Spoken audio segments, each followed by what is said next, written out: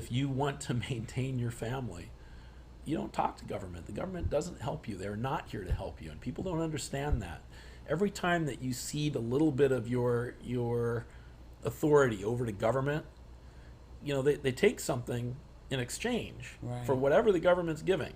They take something from you in exchange. They must take something because they're not going to be on the lower end of the scale. That's right, and it's usually some measure of your liberty.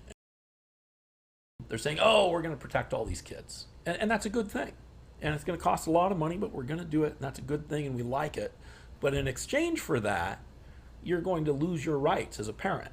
Right. We're going to be able to come in with a microscope and look at every aspect of the way you raise your children and decide whether or not we want you to do that. And if we don't like the way you're doing it, we're going to take your kids and we're going to give them to somebody else. These two parents have been charged with unsubstantiated child neglect after they allowed their 10-year-old and 6-year-old to walk home 1 mile from their local playground. There's 6 deputies come rushing into the house, yelling, "The jail wagon's here, load up these kids and get them out now." And they had CPS deputies running through the house, grabbing the kids. They were yelling and screaming. They spent the last 8 years and $175,000 trying to get their names removed. Instead of going to the hospital, they opted for an unassisted home birth. Just a few days later, the doorbell rang. Paramedics showed up, and after a quick examination, they gave the babies a clean bill of health. A few days later, CPS showed up. CPS told the parents that their eldest son, Levi, had eczema and that the holistic creams they were using wouldn't work.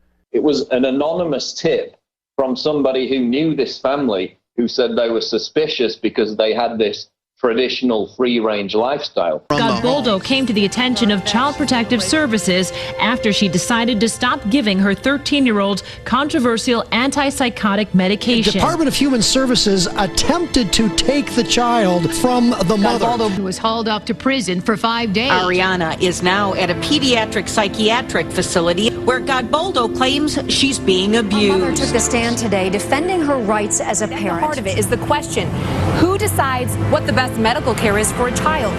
Gavin, who has autism, got out of the house, and Aguilar didn't know until police came knocking. It was mid-morning. Aguilar admits she was asleep, but only after she had been up with the boy much earlier.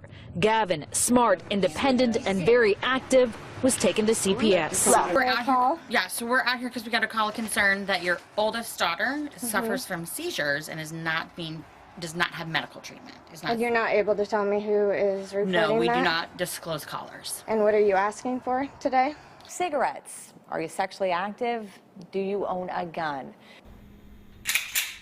Have you ever been asked by a doctor if you own a gun? When Ben Davis took his little girl in for a checkup, that's exactly what they asked. I kind of just stood there kind of shocked, and I was like, I really don't think that's something that needs to be spoke about. I was like, that's kind of like my business, not really yours, Doc. And I am her mother. I mean, that's who she knows, and she's just going to be taken away in 7 days.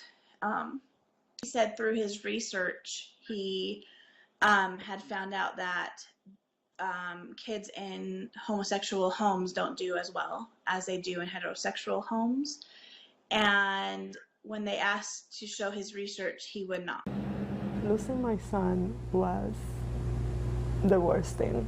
It feels like someone literally took your heart and ripped it out. Baby Ryan was thin and failing to thrive. Social workers put the blame on Duvall, and without a warrant, he was removed from her custody on November. An overweight, or I should say obese, child was taken away from her family. In the end, when she went to foster care, she only got bigger. And later on, they found out that she had a genetic predisposition. Doing and what the issue is here is committing perjury in a court to take away someone's children. All 12 jurors agreed that the County of Los Angeles, as a matter of custom and practice, regularly snatches children from their parents without a warrant when there's no emergency. If they don't take children, their agency dies. It fails to exist That's anymore. correct. And in fact, if they don't take enough children, there's not enough funding to support the overhead they've got right now. And they need children. They have to have them. And it's the gasoline for their automobile. That is correct. That's what fuels the entire system. I'm not anti-CPS. I am not anti-social worker at all by any means. I know and I recognize that there are kids out there that are in tough situations and they need help.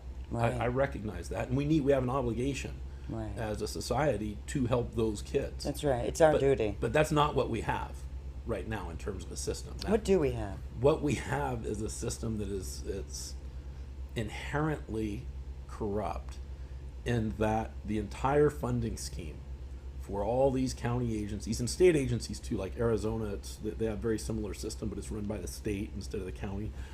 But all these agencies are funded by the same federal funding schemes, and those federal funding schemes are tied to the number of kids in the system.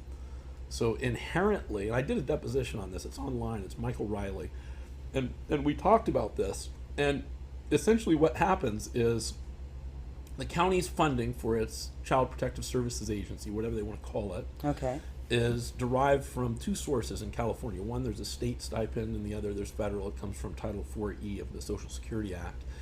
And what happens is, for every child that's brought in, there's a specific funding stream for every finding that's made in the juvenile court. If there's no finding, there's no funding. So that creates two incentives. One is we got to get as many kids in this year rather, as we did last year. Otherwise we lose our funding base and it gets reduced. The county has to then make up the shortfall from the general fund, and that's a bad thing from the county government's perspective. So we got to minimally get at least as many kids this year as we did last year.